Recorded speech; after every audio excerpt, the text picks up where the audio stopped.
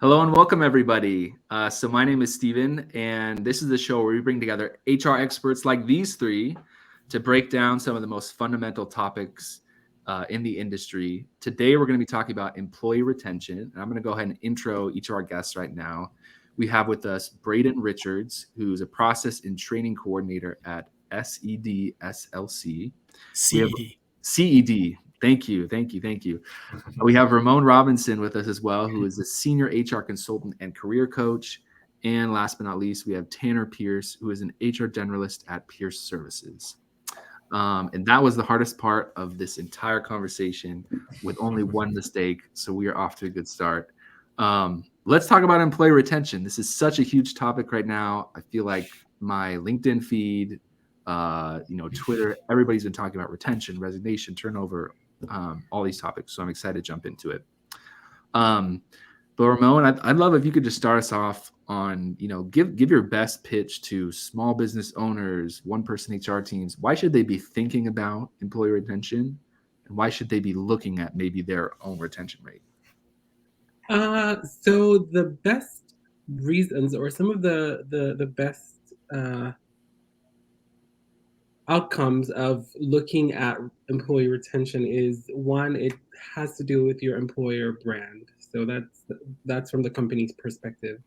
You don't want to work somewhere, or you don't want people to associate your organization with employees don't want to stay, or employees just constantly leave. It's a revolving door. Two, it increases productivity. Like when people leave an organization, the cost and the time that it takes to recruit and train and get back those employees, it takes a lot from day-to-day production. So those are two key reasons that I would say looking at retention is important.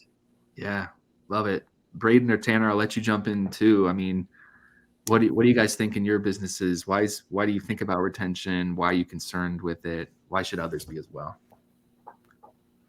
Well, with CED, we're a wholesaler, right? We sell electrical products to electricians and that kind of stuff. So the longer you're there, the better relationships you can have with these electricians that we pull in and we deal with.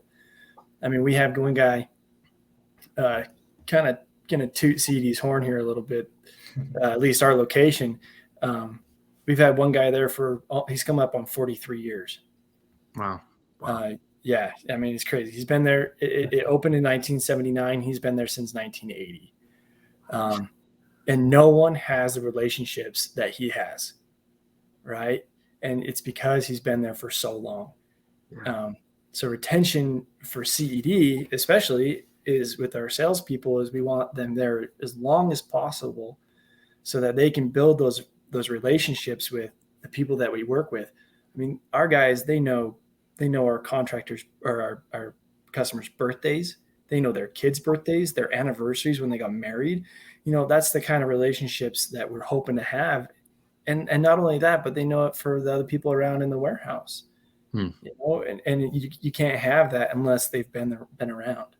Yeah. Love that story. Tanner, let's throw a curveball to you, though. I mean, is retention always the goal? Is it always a good thing? I mean, Braden's already this an awesome story. What about the bad employee who's been there for 48 years? I mean, tell me about it. It's funny to say that. So I have a brother actually who is a professor at a university, and so the goal a lot of the time is to get I just lost the thought. Tenure, right? Tenure. Thank you. I just lost a little brain fart. Is tenure, and which is it's a lot of hard work to get to that. But kind of the issue with that is employees get complacent, where they make it. And then it can be, depending on different universities or even high schools, and schools do the same thing, is where when you get tenure, it can often be very difficult for those employees to basically be let go, no matter what their performance is. And so I think that's one great example of where retention isn't necessarily a good thing. I'd say just like what Braden and Ramon were saying, more often than not, yes, it is a good thing because of the skills that they've developed, the training, the amount of time and money that is spent with bringing on employees. But when there are employees who are just coasting, that are, I don't want to say dead weight, but that sounds a bad way to put it. But when they're not really contributing and they've been there for so long that it's almost like, oh well, we can't get rid of them, then I think that's when it does become an issue. Yeah. A little bit of a balance, but sounds like the whole group is saying, let's keep them around as much as we can. Yeah. Ramon, let's get you back in here. I mean, how do we actually measure retention? Like, is there some sort of formula? I mean, help us out here. Yes, there is a formula to measure retention. There actually is. So it is the and I'm the worst person to ask this because I'm not good at math. But that's why we're in HR. It's the number of employees that are remaining at the end of whatever quarter you're measuring versus divided by total number of employees. So say for example, you have 100 employees, and at the end of whenever you're measuring, it's 70 or 82. Yeah. So you're gonna divide 82 by 100, and then you're gonna get that decimal, and you turn that decimal into percentage. Don't ask me how. And then that's your retention. That's your retention rate. I feel like you just nailed that. That was great. Obviously, this company has an 82% retention rate. Okay, so people have that. I mean, I don't know if this is the right question, but do you guys have some like benchmarks to throw out here? I'm sure it like varies by industry, sort of like department or whatever. But I mean, what kind of retention rates do you guys see? So I know, like I said, every industry is going to be very different. Like call centers, for example, those are going to have huge turnover rates, and that's kind of expected.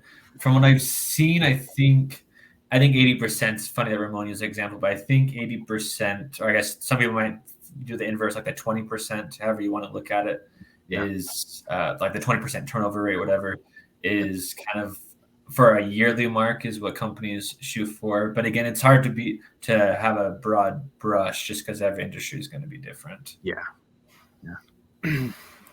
Yeah. I mean, every company shoots for zero. That's what every company wish they had. They wish they had that 0% turnover rate, but unfortunately, it's not the most realistic. So, like Tanner was saying, they shoot for that 20%. And some companies come a little bit closer to that than others, or they exceed that. And it just depends on the industry, honestly. Coming from other industries I've worked in, you see that, you're just like, oh, wow, guys last 2-3 days and they're gone. Yeah. And then on the other spectrum, you get the guys last 2-3 days or they don't even show up for the first day, which is awesome. Or you get the guys who've been there for 40 years or 20 years or however long the company's been in business. And you just gotta take the wins where you get them and just move on after the losses. Yeah. Yep. Makes a lot of sense. Well, let's talk about the losses a little bit and why they happen, right? So in your experience, what do you guys see as some of the biggest reasons that people are leaving companies? Braden, do you want to maybe start us off on here, and then we can just get the whole group's ideas, what they've seen? Yeah. I would say probably the first one is just underappreciated, undervalued. They just don't the company doesn't come up to them and say, hey man, we really appreciate you. Cause I honestly believe that goes further than the money, Yeah. Obviously money is probably one of the biggest motivators for people in getting a job. Right. But it's not the biggest motivator in making them stay, because they can always find another job. It's a reality. Yeah. Right? There's always more jobs, especially right now. Right. There are always jobs out there. I know it's hard to find them sometimes. Right. But there's always something out there. Yeah. And so just making sure that your employees and your coworkers, feel valued by their peers, their supervisors, upper management, is huge I believe is a huge thing for employee retention. And I have many personal experiences that point to that. That's why I think it's one of the most important. Yeah. Love it. So we got pay on the table. We got appreciation as a huge one. And actually, I should probably flip this question around. Why do people stay at organizations, right? Like that's what we're talking about. So you just brought up those two. What else would you guys add to the list? I think. Oh, sorry, go ahead, Ramon. Go ahead, Ramon. I would say communication and the right tools. You would be surprised to see how many times employees start a job without adequate training, without communicating, getting the right level of communication or communication expectation, and what that actually means, especially in this new hybrid remote working world that we're in right now. A lot of people have technological challenges. A lot of them don't have the right resources. They don't have the right connectivity. Mhm.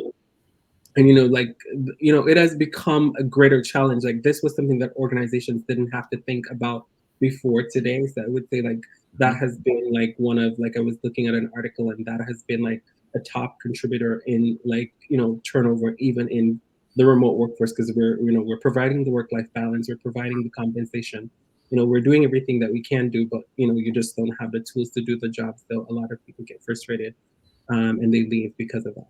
Yeah, that's an interesting one. Yeah, Tanner, I know you had something you wanted to add as well. Yeah, and a lot of good points made by Braden and Ramon. I think a lot of it comes back, and I see us all over on LinkedIn, is just having a good manager.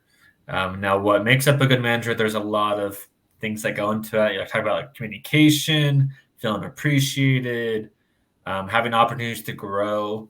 I mean, I look back at some of the best managers I've had are ones that gave me that chance to grow in my, not just in my current role, but in my career in general. Mhm. And at one point I was I dealt with a lot of recruiting for my position, and pretty much everyone I interviewed, when I asked them like why were they interested in this role or what they were looking for in a role, it was always job growth. And a lot of that job growth comes from your manager, and then providing those opportunities, then communicating those opportunities to you, giving you a chance to grow. And then if employees aren't appreciated, like Braden said, and a lot of that appreciation comes from managers, but if they're not appreciated, then human nature, we have to be validated. Yeah. And so if we're not, then employees just get, they'll leave ultimately because they feel like they're not appreciated. Yeah. That's really interesting, because there's really all the points we just discussed in some way or another come back to the manager, kind of like what you're just saying, Tanner, on appreciation, on having the resources you need. Like, sounds like good managers could have a really, really big effect on retention. I think I've seen that stat somewhere too, where it's like the number one driver of success, or it might have been engagement, it might have been retention. I don't remember, but was the manager. It's also on the flip side. It's, there's that saying is people don't quit their jobs, they quit the managers. Yeah. So let's start to give some tactical advice to some of the people listening or who will be watching this after the fact. We reviewed the importance of this. We reviewed some of the reasons why people leave or want to stay. So what are some of the tactical things that these HR pros could be doing right now, this week, this month, this quarter, to turn around a poor retention rate? Ramon, do you want to kick us off on this? And then I'd love to hear everyone's ideas on this one. I would say, before we go tactical, just like sometimes simple is better. Listen to your employees. So making sure that you're hearing them, because retention, again, is different for everyone. The reason why I may leave may not be the reason why Stephen or Tanner may leave a job. So that is also important. So I always say conduct stay interviews with your employees, in those one-on-one meetings that you're having with them. Try to find out, what are your challenges, what is going well, what is not going well, and see how, create your strategies from there. That would be like my initial step, because I don't think that there is any one size that's going to fit all situation where retention is concerned. People leave for different things, and so you have to, find the root of the problem and the root. In order to get that information, you have to, speak to each person individually. Yeah. Ramon, can you tell us a little bit more about stay interviews? I think that's maybe a new term for some people, and we probably need to have its own conversation on this. But maybe walk us through this a bit. What are these? It sounds like a So- one conversation. So a stay interview is it's more formal than a one-to-one. So it's basically you're focusing on retention or retaining the employee. So that is the aim of a stay interview. So it's not just okay, I'm meeting with you for your one-to-one. So you're looking at what are some of the things so you want to make why what are we doing well? Why are you staying with us? And you kind of like pull that information, see what is going well, and then in that same breath, you ask what should we be doing differently. So it's kind of like doing an exit interview before the employee leaves the organization, pretty much. Yeah, smart. Well, that's a great idea, and I love your just kind of emphasis on find the problem first before you try to come up with a solution. Braden and Tanner, what are your thoughts? What can people start doing right now? I think, well, I like what Ramon said of kind of finding the problem before you come up with the solution. Because what I thought of, because I have ran into this issue before, is kind of like what do the executives of the company, how do they feel about keeping their employees? It seems like a simple, yeah, of course they want to keep their employees, but I've seen this whether it's companies I worked for, clients, things like that, where some of them they kind of just accept, oh, it is what it is, like employee turnover just happens. And basically, oh, we're not going to change, or we don't need to change, or they weren't good enough for the job. And while there might be some truth to some of those things, more often than not, it's just management doesn't want to change themselves. And so I think a lot of it goes to kind of taking a good look in the mirror. And I think that's part of HR's role, is sometimes having those hard conversations with management of, when that issue comes up. It's like, okay, well, what are you guys wanting to accomplish? What is the realistic retention rate? And then you can start diving into, okay, what are the issues causing to why are we struggling to keep employees on? Okay, and then work on getting that feedback. Like Ramon said, having a stay interview is a great one. Also, our X interviews where you're getting actual feedback and information from why employees are leaving. And those are good when it's not the manager talking to them, but a different, HR or someone else, so they can actually be open and honest about what issues they ran into. And sometimes you can't solve those issues. And other times it might be as simple, oh, I had a bad manager, or lack of growth, or other cases. And then you have more data points moving forward. So when you look back after 6 months and, oh, we've got a huge turnover rate. Why is that the case? Oh, a lot of employees just feel like they can't grow. There's this lack of growth opportunities. Okay, as a company, what do we need to do to improve that, improve those opportunities? So getting feedback from your employees leaving as well as current employees, because the hope is that you get that information and learn before before this issue becomes even worse. Yeah. Feedback. Go ahead, Braden. I was gonna second Tanner and Ramon here, and then add a little tidbit. I know it's a different world we live in now. There's a lot more remote, hybrid situations and that kind of stuff. But one of my biggest qualms that I had with a couple of of HR departments in previous companies I've worked for is you never saw them. Yeah. You met them when they hired you. You met them when they laid you off, and that was it.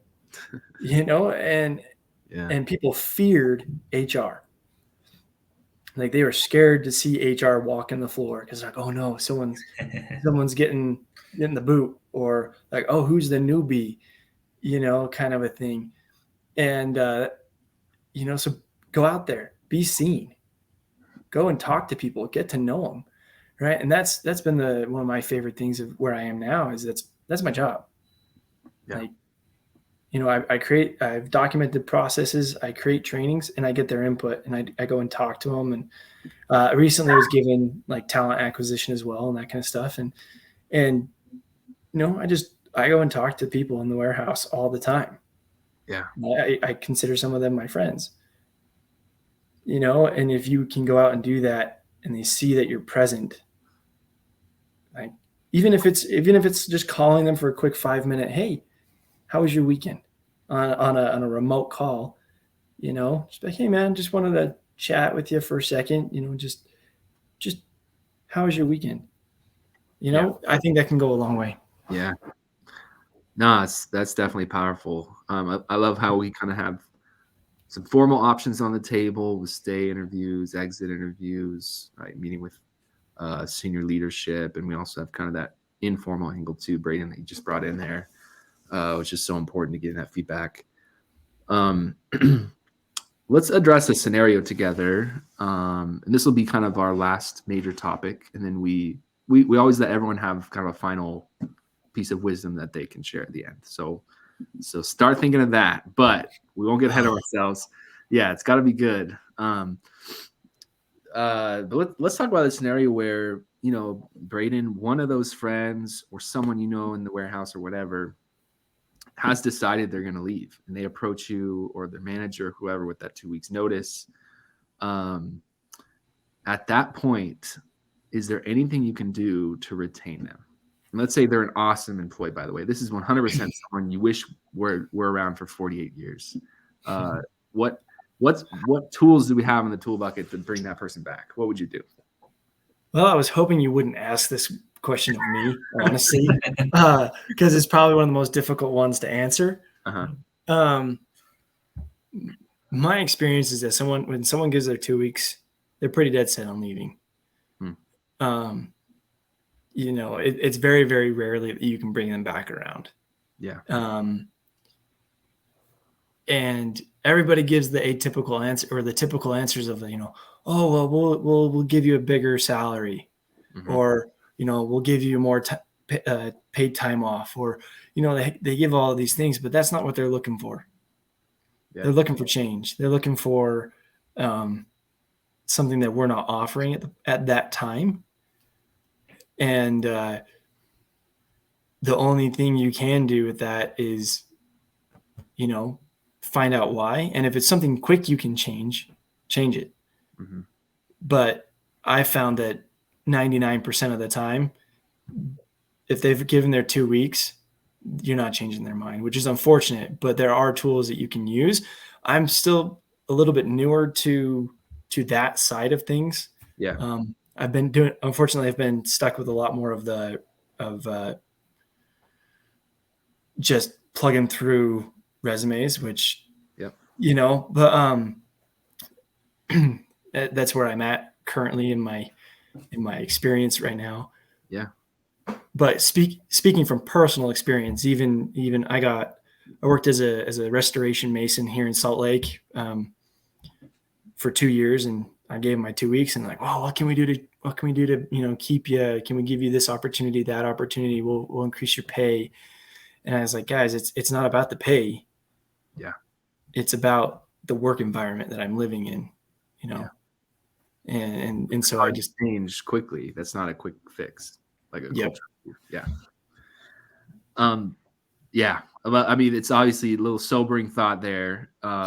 Ramon and Tanner, let's have you guys weigh into, is there anything left to do, or do you just say goodbye? Thank you for your service.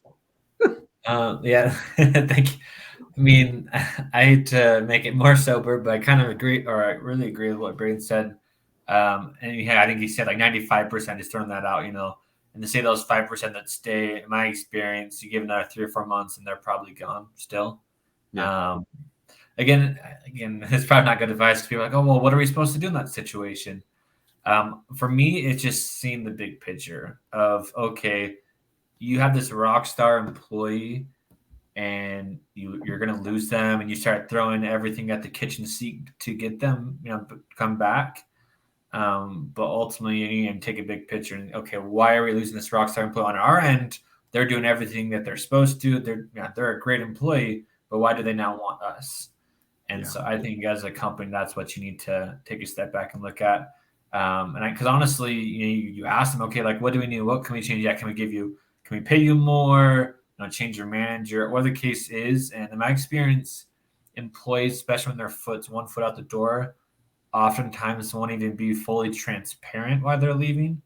Because say they have issues with the culture or a very toxic relationship with somebody, and they just want to be done with the situation. So they just don't really go further details into it. Some employees still, and that's great, but oftentimes they don't. And so it can be hard to fully know why they're leaving. But I just think it's ultimately a learning experience. Yeah, of course, you want to do everything you can. And like Ramon said before, yes, stay interviews, things like that. Hopefully you do what you can, but I think you just have to kind of take a big picture and try to understand why a rock star employee, if you're a rock star company, why is this rock star employee wanting to leave you? Yeah. Ramon, maybe take us home on this one. I mean, you agree with them, or should we fight harder?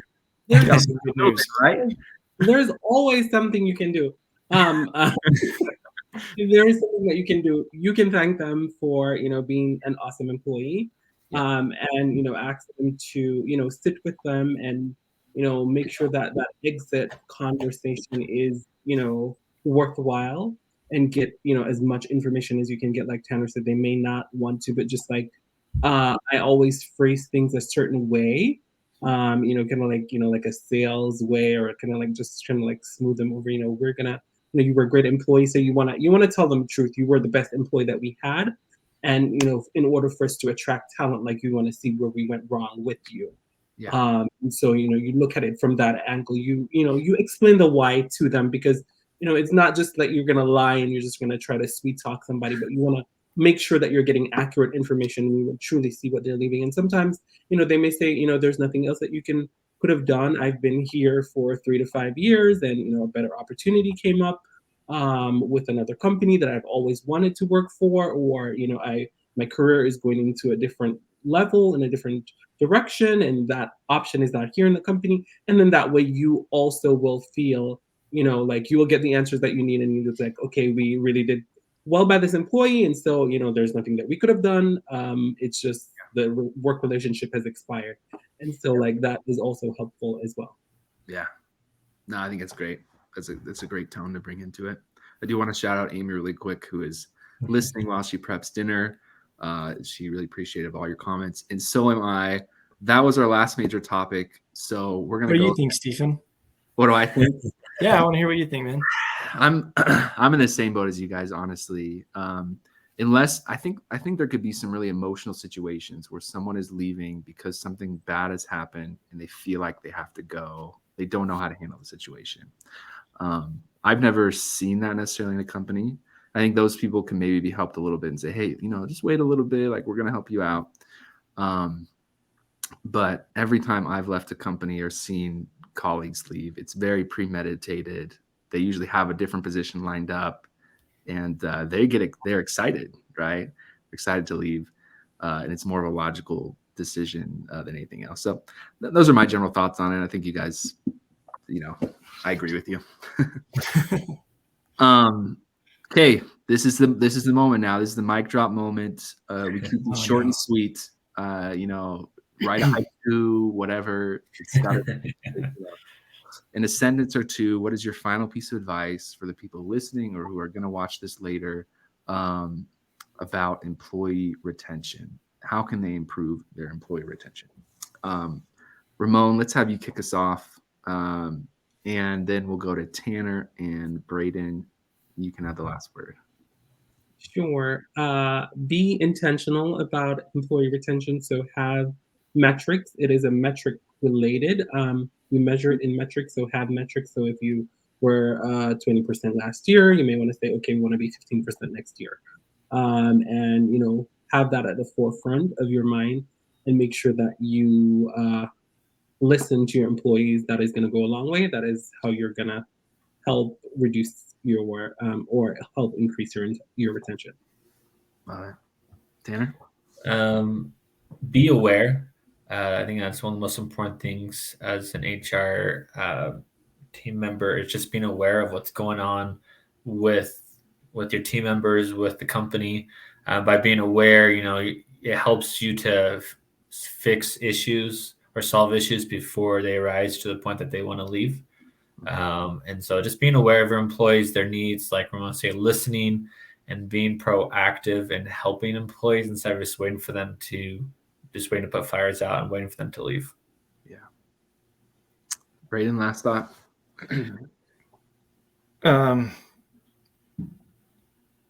It kind of it once again, you know, Tanner and Ramon hit it on the head. You know, you just you have to be intentional. You have to be there. And I guess, you know, my 2 cents in this one is if you're out there talking to them and getting to know them and letting them get to know you, they're going to talk to you. They're going to tell you what's going on. They're gonna tell you, hey man, I had a rough weekend. They're gonna tell you about the issues that are going on in their lives, and just being that ear, that intentional listening, that goes further than you would ever know. You know, having someone that is actually listening to you and is championing for them, that has I've already seen it. In my supervisor is, you know, he listens to me. I go and I complain to him about things, and he champions for me, right? So being a champion for other people, you know, as an HR function, even if it's, you know, you spend 15 minutes just talking to someone, that for me, I think is something we can all do, and something that means a lot to people who just don't realize it. Awesome. Thanks so much, Braden, Tanner, and Ramon. Great advice from these three. We always show this slide right at the end. If you want to learn a little bit more about employee retention, this video will actually be posted at the top of this article after the fact in our HR encyclopedia. We also in here have dozens of additional articles on stay interviews, for instance, exit interviews, offboarding, retention, employee development. So learn some more things there. Any terms you came across in this conversation you want to learn a little bit more about, go ahead and check that out. But we thank these three so much. Thank you for your time. Thank you for everyone who's listening. Go connect with these three on LinkedIn. And I always say this, you could probably hire any of these three people to help you with their employee retention, or just reach out and ask some questions, and they'd, I'm sure, be happy and generous with their time. So thank you three so much. We hope everyone has an amazing rest of their day. Thanks, guys. Thank you. Bye, everyone.